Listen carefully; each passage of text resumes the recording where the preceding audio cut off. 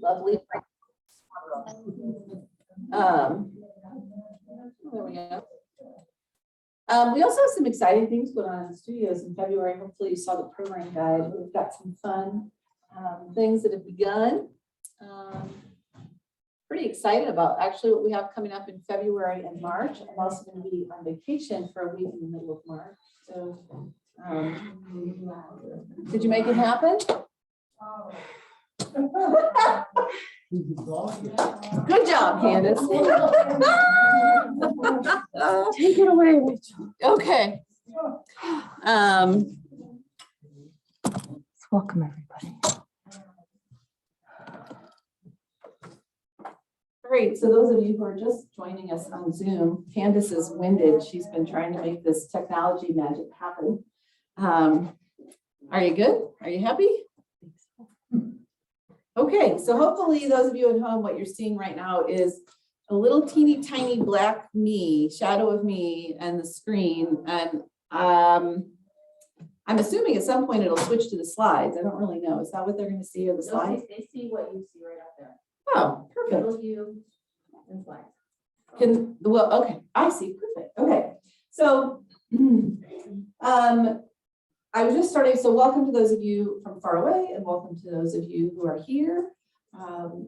Art programming is live and going today. I had to cancel yesterday. Could not get out of my driveway. I had the neighbors on both sides of me out there with their snow blowers trying to help me clear my end of my driveway, but every time we did it, the city just plowed it in again. So I guess that's what you get for living on a main thoroughfare. So anyway, we're here today and all is well.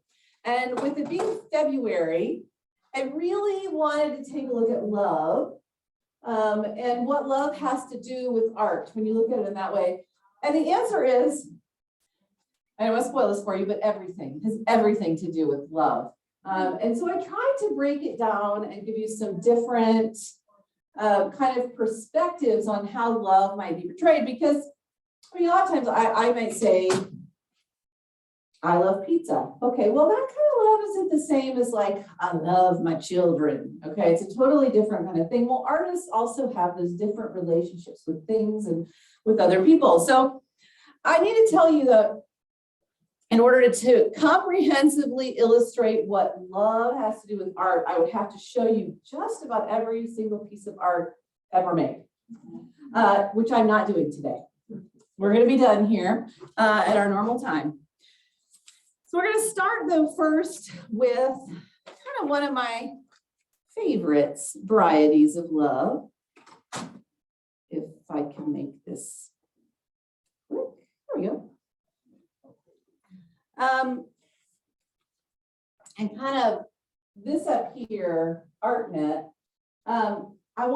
that's my reminder to you.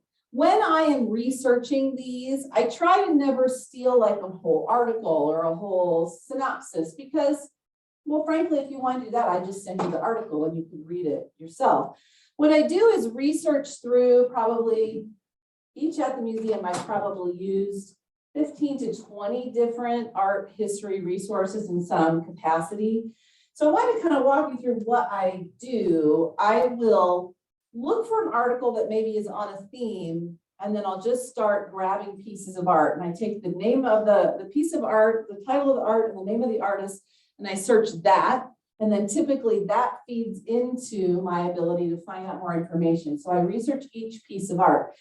So I don't specifically reference a site when I say, oh, this art or this whatever, unless I've exclusively used one source. Does that make sense? I hope that makes sense. So I don't want to steal other people's content.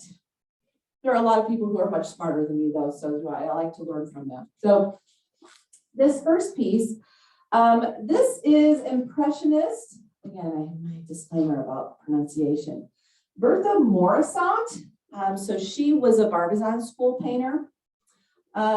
She was really kind of one of the most well-known female painters from this particular time period. This was painted in 1872.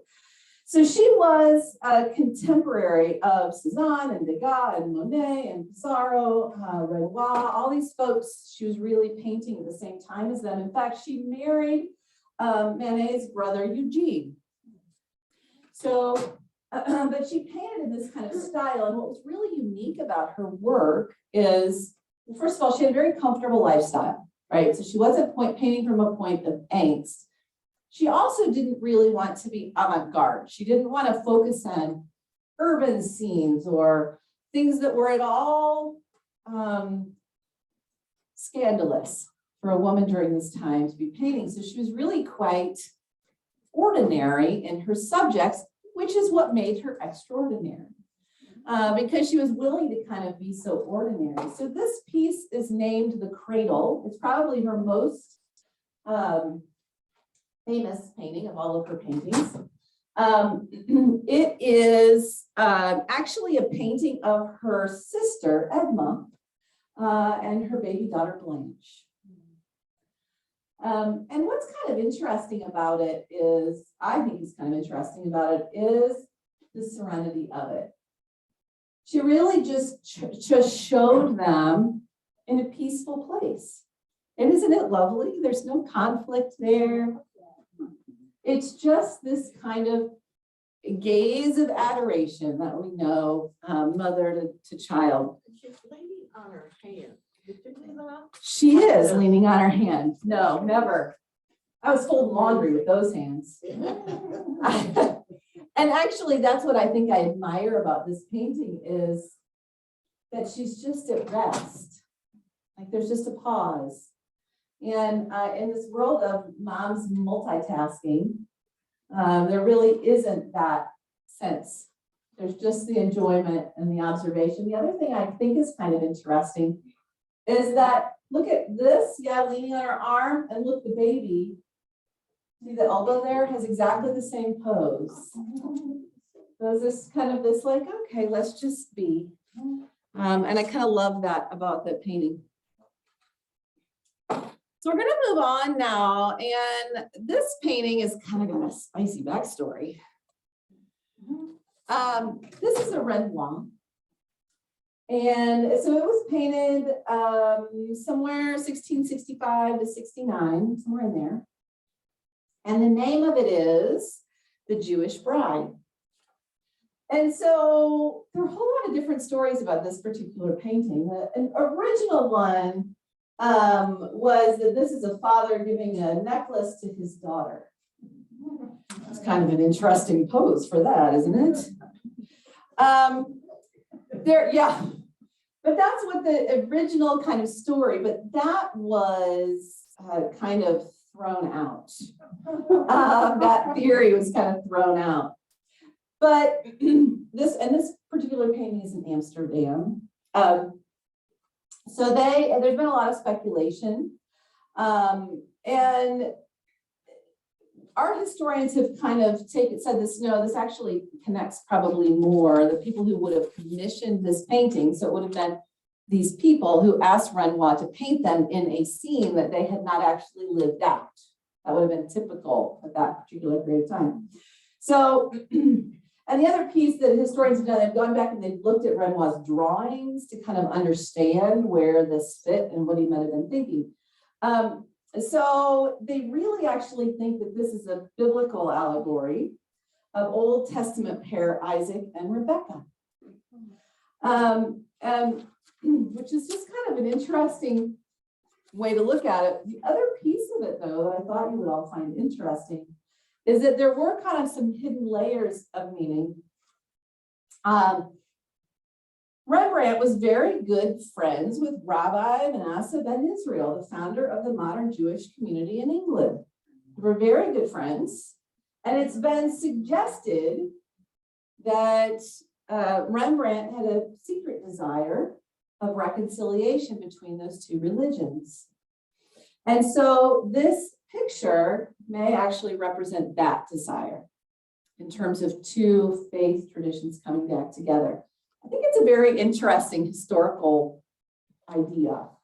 But the other piece about this particular painting that I was excited about, because I found a quote by Vincent van Gogh about this particular painting. We forget sometimes that artists like art. I forget that anyway. So upon viewing the painting for the first time in 1885, Vincent van Gogh confessed to a friend he would gladly give up 10 years of his life to be able to sit in front of the painting for a fortnight with only a crust of bread to eat. My goodness, that's 2 weeks with the crust of bread and a painting. But Van Gogh was just so charmed by all of the kind of communication between these two figures in this painting. I find it to be an interesting perspective. Sometimes love is political. This is one of those. This is a fascinating story. So this is 1785. And this one's hanging at the Louvre. Jacques-Louis David, Americanized. He was kind of a major painter in the early 19th century. Did a lot of his work at the French Royal Academy. What's interesting is, if you are a historian, you know that 4 years before the French Revolution is when this was painted. So this is, the name of this one is The Oath of Hratti. Again, pronunciation is not my strength. So this one was a major success. It was inspired by Roman history and the play of Corneille. The painting showcases the dilemma of the Hratti family they had to endure to prevail against their neighboring kingdom. Rather than going to war, the two enemies decided to resolve their conflict by sending each 3 of their greatest warriors to a sword fight. So the Romans chose the 3 brothers from the Hratti family. The Albans chose 3 brothers from the Curianti family. However, one of the Hratti sisters was married to the brother of Hratti. You can see how this is going to play out, right? So only one of these brothers survived and came back victorious. So 1 out of 6. Okay, so keep in mind. So the sister had lost her husband and she was devastated. And her brother was pretty ticked off at her and subsequently killed her because she was so upset.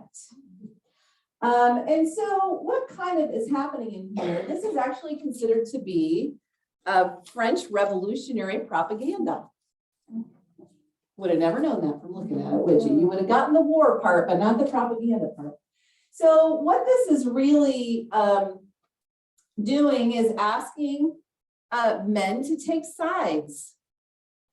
And so the painting is a call really to stand up to the aristocracy and encourages the nation to take sides with the suffering nation, to rise and sacrifice for the ideal. So you'll notice in this painting that these soldiers are very bravely, give me the sword I wanted. And the father is like, my sons, go. And the women are just sitting in the corner, kind of mourning this loss. So it's really way different than what the painting actually looks like. The other piece I wanted to call your attention to, and this is a weird thing to call your attention to, but take a look at the soldier's toes. Can you see them down here? They are remarkably detailed and lifelike. This artist took great pains on every little detail down on the toes. And even look here, look at this poor woman's feet. Now, if you're painting a painting like that, it'd be a lot simpler to just put the fabric over those suckers, right? But the artist took care to really bring out the humanity, the vulnerability of those women sitting in the corner, unshoed or barefoot.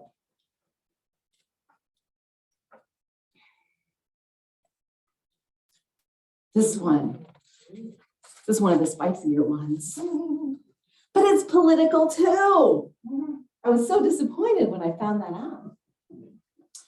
So this is Francesco Hayez. This is called The Kiss. It was painted in 1859. Again, you history buffs will know. This is the time in which the political and social movement had resulted in the consolidation of different states of the Italian peninsula into a single state. That's when Italy was born. Or a kingdom of Italy, I should say. So this is associated with the hope of an alliance between France and the Kingdom of Sardinia. So it's interesting, there's some symbolism in here. One is color. So you can tell here he is red tights and he's got a green mantle. So this is Italy, Italian flag. You have blue with the red tights, and it's the Sardinian. And they are embraced in this class. And it is really about combining those two countries in a love, but not just any love, not like a handshake, but like we love each other. We become one through this change. So it is kind of, to me, an interesting piece. It was quite scandalous at this time to see kind of a passionate embrace. Typically that wouldn't have been viewed, but because of its attachment to the political endeavor of the day, it was acceptable. An interesting view. So we're going to change gears a little bit and we're going to go to Love is Fake News. It's truly what it is here. So this particular piece of art, this painting was done in 1550 by Jean-Auguste Dominique Ingres. It's done very much in his kind of style. In particular, it's done, you can see his style and kind of the oddly contorted hold of the neck. This one is the death of Leonardo da Vinci. And so the story behind this particular painting is that this is the death of Leonardo with Francis I receiving his last breaths. So what's kind of interesting about this is that Ingres didn't have a lot of great training. He would just go and look at the art and then go back and paint the art. And this is quite a fictitious story. It's not believed that a king actually held Da Vinci's head as he breathed his last breath so he could take it in and its greatness. But that was really what the artist wanted to to portray. And frankly, he was kind of known for some fabrication in his work in terms of real events. But really, what I found to be the love about this is the idea that Da Vinci's work, Da Vinci as a person, would have been so beloved that anyone would want to portray breathing in their last breath, least of all a king. So I found that to be a really interesting piece about this in terms of the value of the art in general.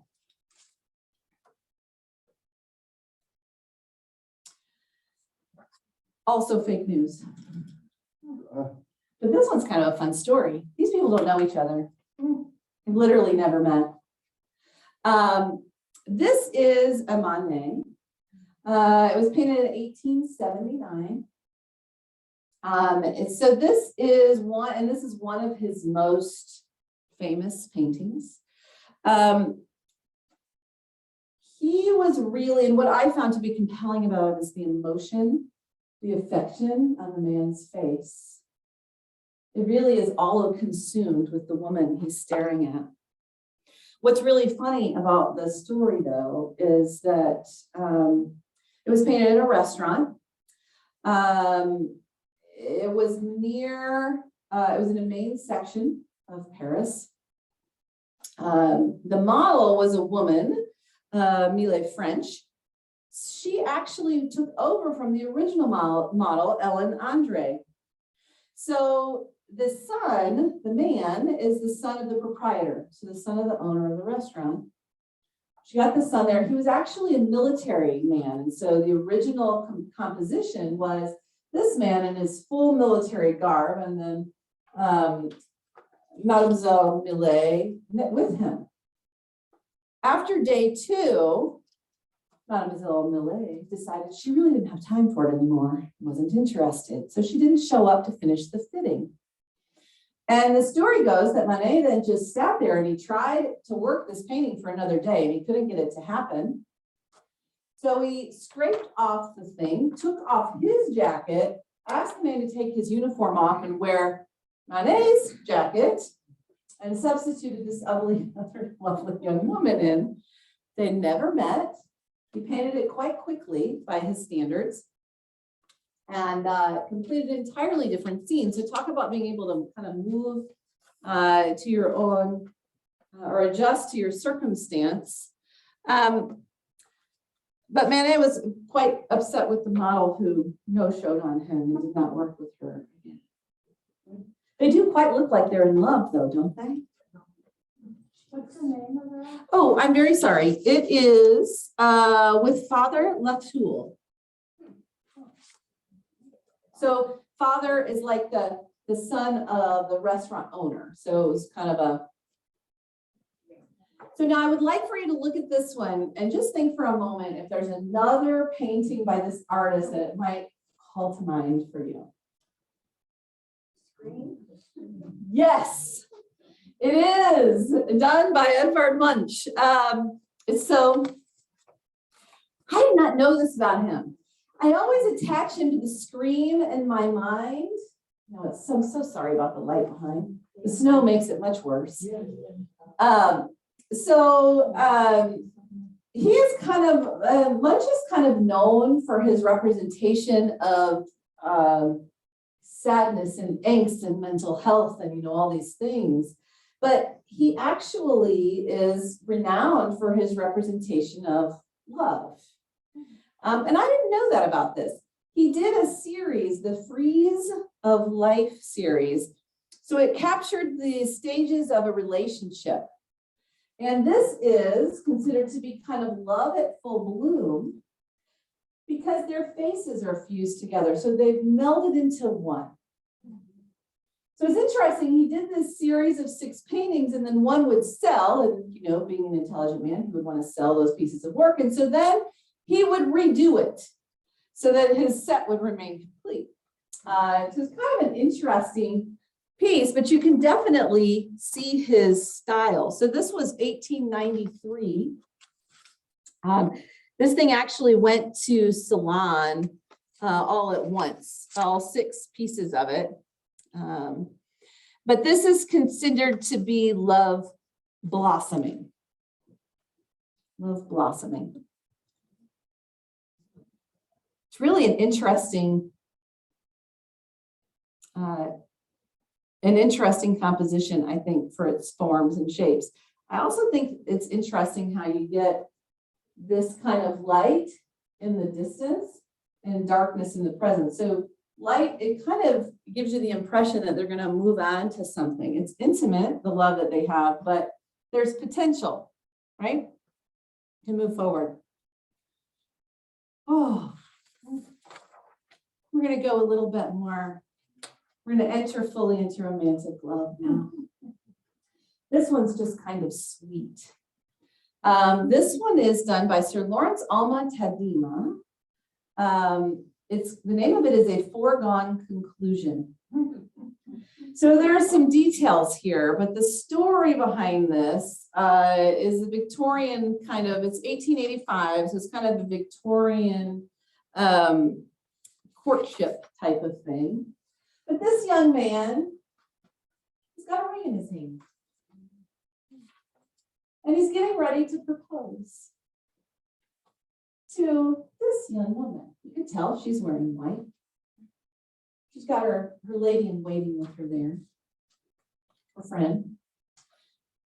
You don't really know how the story's going to go, which is what I think is clever about this artist. He just named it A Foregone Conclusion to take away the suspense.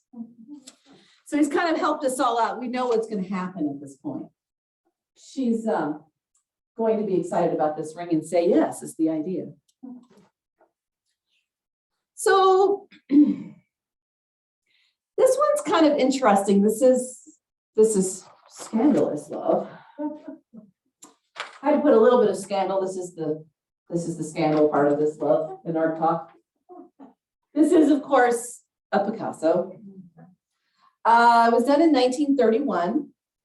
The timing, if you're familiar with Picasso's life, the timing is when he was just getting into his love affair with Dora Maar, and a little bit less satisfied with his wife.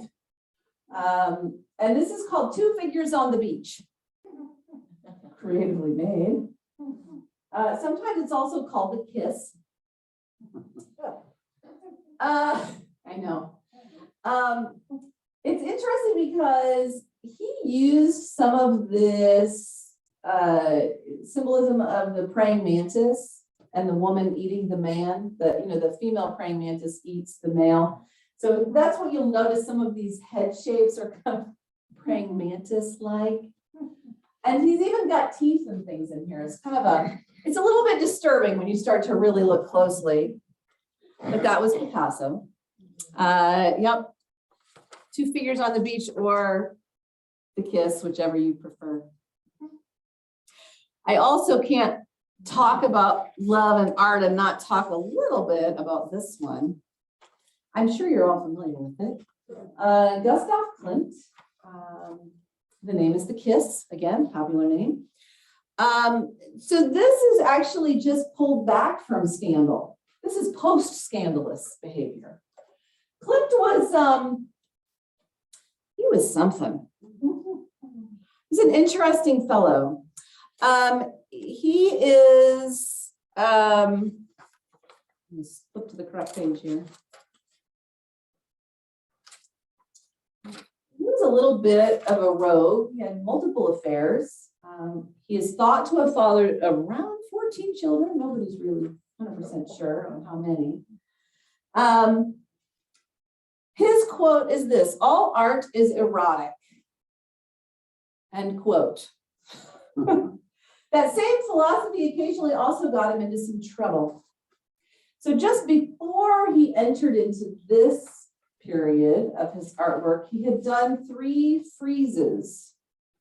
And what got him into trouble is that he portrayed the females in those friezes completely nude in very questionable detail. And so he got a lot of kickback. And so it's believed that's why these models have clothes on. Because that was not his style prior to this. So what I want to call your attention to, so there's quite a bit of symbolism here in terms of clearly you know who the male and the female characters are in this.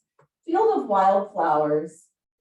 This is the part I love to point out to people are, look at the toes. They're just like, the curled up toes. Remember the toes of the women in one of the first paintings where they're just kind of like naked and vulnerable there under their clothes? She seems to be enjoying the kiss, say, based on the position of her toes in this particular painting. One of probably his most famous paintings all around, and very much kind of at the height of his gold period. But yeah, this was kind of remarkable that the characters were clothed literally from top to bottom. And that was more a response. Rachel? Yeah. Do you have a date on that? I sure do. 1907 and 08. So those paintings were done, the friezes were done on the ceiling of the University of Vienna. They did not survive World War II. The SS took those down when they went in. After he did this painting, Klimt is quoted as saying, either I'm too old, too nervous, or too stupid. There must be something wrong. So he didn't necessarily love what he was doing in this time. He was really questioning quite a lot. he's really an interesting artist, just kind of stand all on his own in terms of if you're interested in his story. So this one, this is Marc Chagall, 1915. And so this is actually kind of sweet. This is really representative of enduring love. The name of this one is The Birthday or the Anniversary. He wasn't particular so long as it showed him cherishing his first wife, Bella Rosenfield. So he met her in 1908. So if you consider it, it's 15. They've known each other for some time. She is kind of shown holding flowers, holding festive. There's a cake on the table. It's a celebration. And he's so excited about his love for her that he literally leaps out of the air and contorts himself on which to bestow a kiss. Talk about love. So this one, take a moment to really look closely. This one is love, but with an unhappy ending. So this one is lovers walking in the snow. It's also crow and heron, be an alternate name. It's Japanese artist Suzuki Haranobu, sorry, again, pronunciation, 1764 to 72. So this artist was really a master. This was a print, really a master at layering this. The black, the crow, the heron, the white. The name of the painting is really Under the Umbrella. They talk about that intimacy of just the two of them alone together. Beautiful color detail. So this would have been added on around the edges. The common story with this one is that they are strolling on a path to a love suicide. So I don't know. It's obviously a long time ago and it's oddly documented, but I found multiple different sources that said that is what is suspected, is that they're on their way. They've prepared themselves to go die together for their love.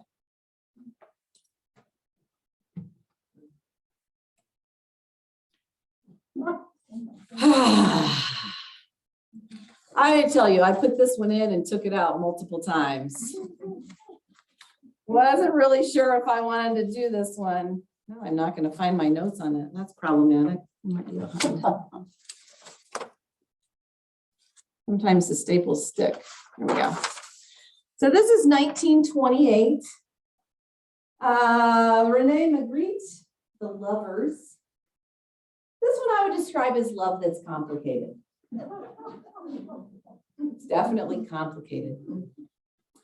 So the couple in question, they do appear to be mid-kiss.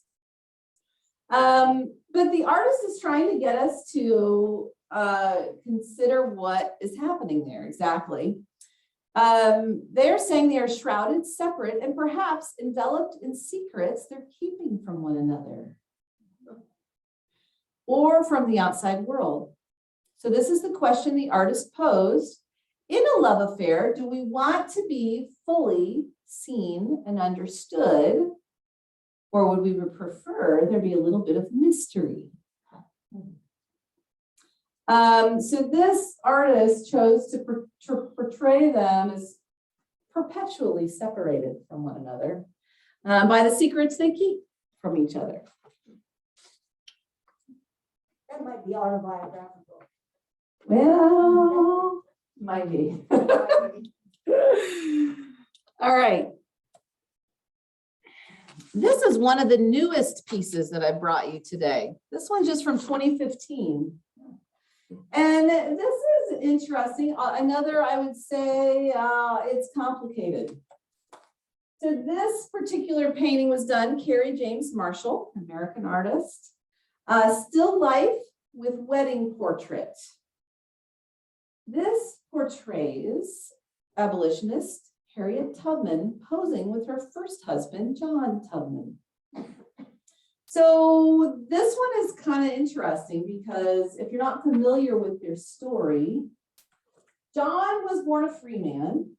Harriet was born a slave. By marrying the way the laws were at that time, any children born because they were born of the woman would be slaves.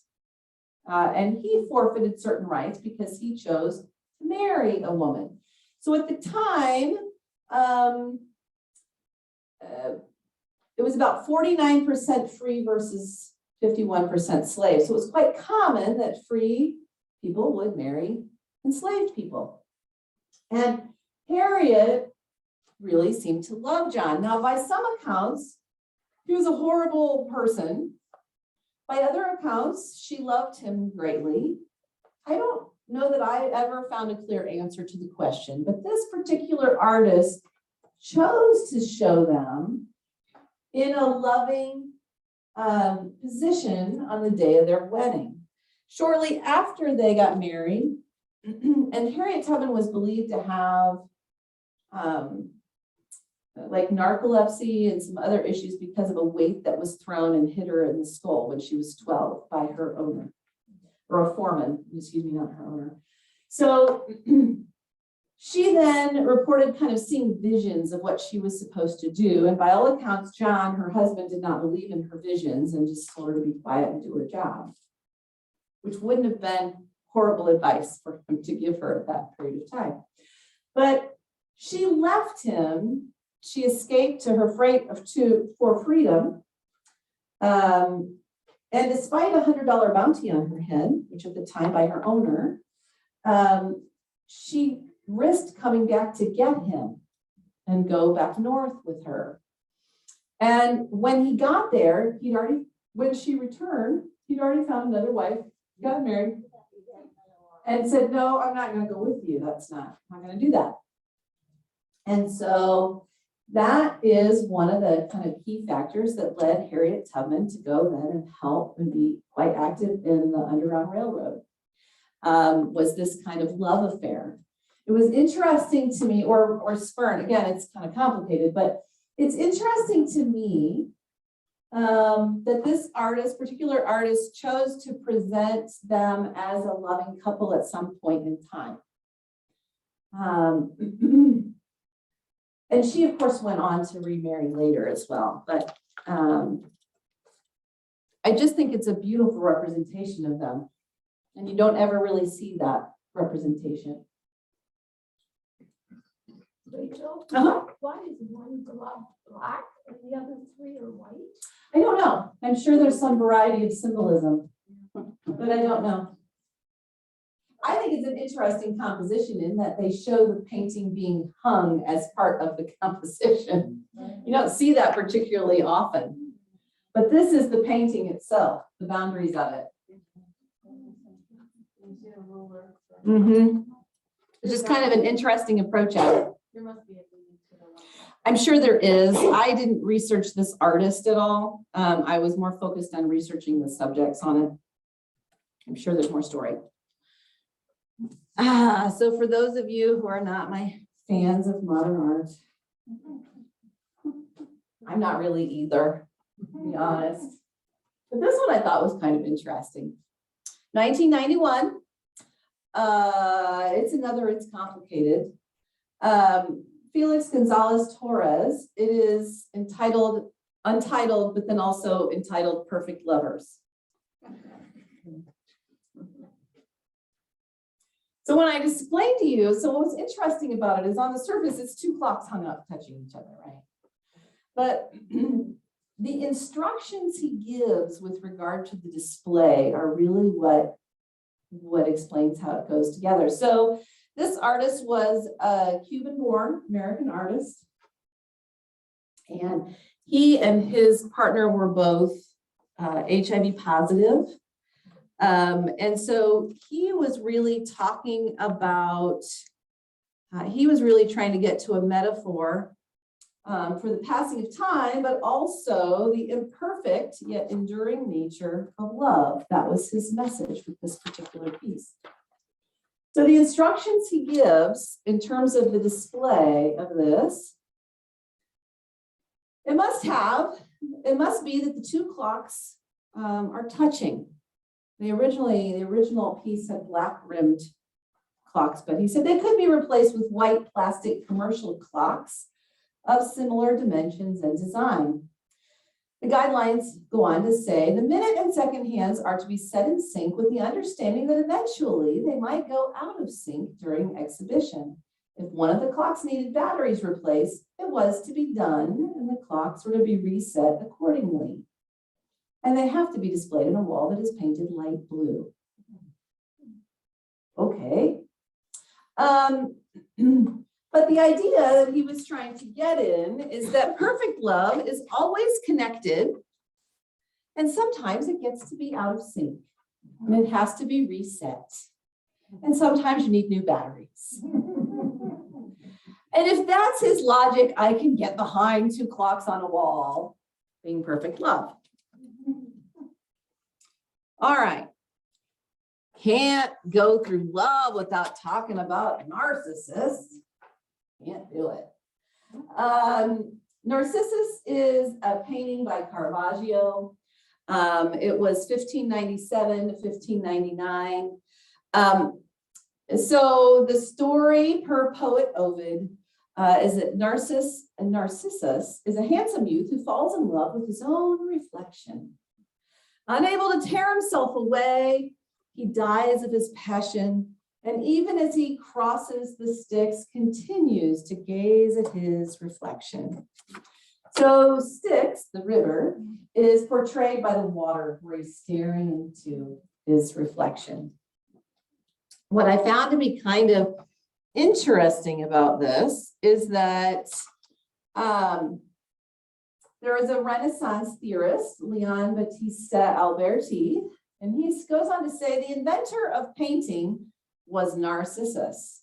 What is painting but the act of embracing by means of art the surface of the pool? Okay, well, he's not wrong. There is a theory out there that all artists are narcissists, or that creating art is an act of narcissism because you're really just trying to express yourself and your viewpoint to be viewed by all people for all of eternity. Right? So well, the other thing that was interesting as I was researching this, I found this study, talk about odd things people research. Somebody went through and they measured the size of an artist's signature on the painting, and they attached it for the sale price of the art over time. The bigger the signature, the bigger the narcissist, the bigger the price tag. So anybody who comes to the studio and makes art with me, I have no problem if you write your name really tiny at the bottom, or if you go really big. I'm not going to say a word either way. I do love the way, the kind of color. The other piece that's interesting about this is that Caravaggio had a limited budget, limited access to resources. So the blue there in that painting, it's exactly the same blue that he used to paint Mary Magdalene's dress in the Penitent Magdalene. And it's believed that the model that he used is exactly the same model that he used rest on the flight into Egypt. Models were expensive, so if you found a good one, you stuck with them.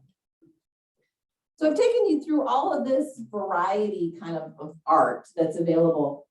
I had to end with this artist. This artist is one that I've just discovered recently. His name is Jeff Dine, D-I-N-E.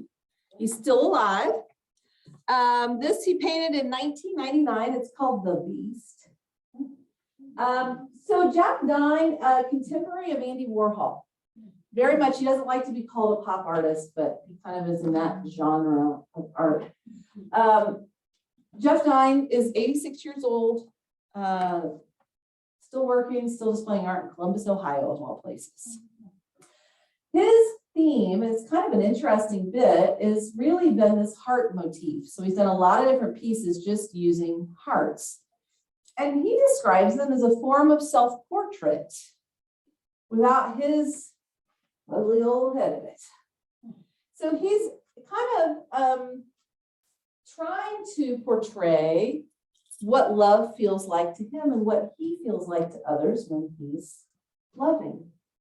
It's kind of an interesting fellow. He has also done some true self-portraiture with this same kind of style.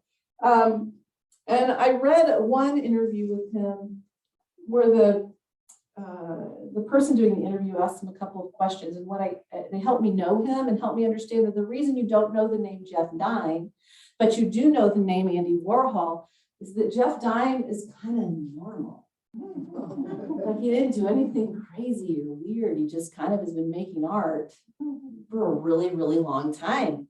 I can't find anything. It doesn't even seem he got into the drug game, right? I mean, he's just kind of a normal guy. But I think the person doing the interview was trying to make him be a little bit more interesting. And so she says, well, I'm paraphrasing, of course, but she says, well, I've heard that you became bald at a very young age. Did that influence your art? And he said, well, it saved me a lot of money on hair products. Okay. So then she went on to say, well, you've painted yourself a lot. Painted hearts and you've painted your own head a lot. Like what? Why are you doing that? And he said, well, because I'm free to paint. I'm going to pay myself to model. I just kind of like him right then and there, don't you? I just kind of find that to be. But this is kind of, he continues to work. He continues to paint every day. So you're officially not allowed to come in the studio and tell me you're too old to paint. I guess it's not going to fly. But to me, this felt cheerful. It felt Valentine Day. So I wanted to end with a little Valentine Day. Compliments of Jeff Dine. All right, and just for a point of perspective, these paintings are quite large. So this is not a little tiny thing. This is a large wall installation that he has done. All right, what questions do you have for me about love? Yes, ma'am. The picture of the Italian restaurant where the young man's gazing into the women. There's a man's figure over on the right, and it looks like he's really interested in what's going on. He was a waiter. So he was like a background waiter. So yeah, I know what you're saying. It's kind of questionable, like, is he watching because it's interesting, or is he watching to see if their water glass is being filled? I really Or don't know. was he the father of the young man? Well, it's possible. He might have been. Yeah. He's kind of got the maitre d' vest on, True. and that. But yeah, he could have been. That's what's kind of fun about art. Like Van Gogh, we could sit with a crust of bread. Maybe not for a fortnight. I don't know about you, but I like a glass of wine with my bread. But, and just observe it and kind of interact with that piece of art and look for some of those details. Anybody else? Any others you're interested in? They're kind of fun. Well, that is what love has to do with art. Everything. Any suggestions for next month? Yes, Linda. I don't know if people would be interested in contemporary architecture, Frank Gehry. Oh. Because on Jeopardy the other night, they had a category called bank shots. And these were contemporary banks all over the world, but honestly, God, they look like they were going to fall over. Oh. I thought it was He's an really interesting interesting. They just went all curvy and, You know what? I don't know anything about him, Linda, so that makes it perfect. yeah, I love Frank Gehry. I'm writing it down. It's so unusual from what we're used to thinking of about buildings and how they ever construct them is amazing. No, I think that's a great idea. I love that. We haven't done anything kind of architecture related for a very long time. So, all right, we'll take that approach next month. I do still have a few openings in flower arranging, so if you feel like following me in the studio, I've got flowers for you. Have a great day. Thank you very much.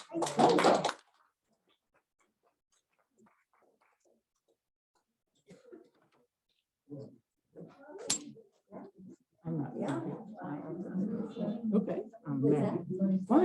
Well, we had a doctor's appointment this morning, and the Catholic yesterday, and they called me this morning and said,